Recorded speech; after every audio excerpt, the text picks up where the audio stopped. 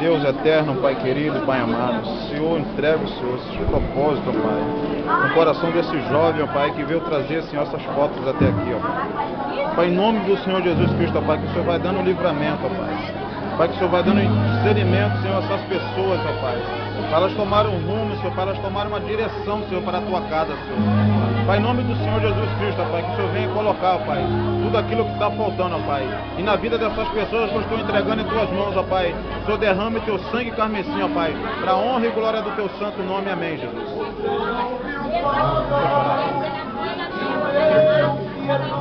Daniel, segura aqui.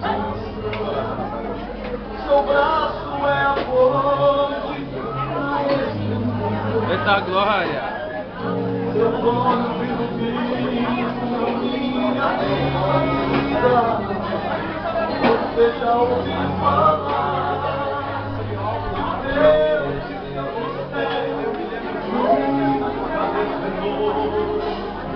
por isso que eu sigo este meu que tem todo o controle em Suas mãos.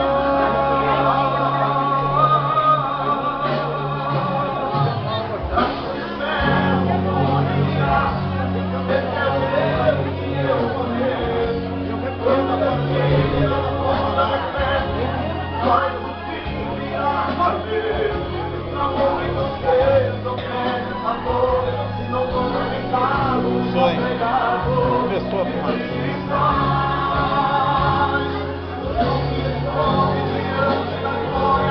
A eternidade é o começo da história.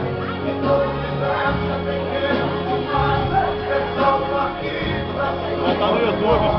Adore o céu. Aleluia!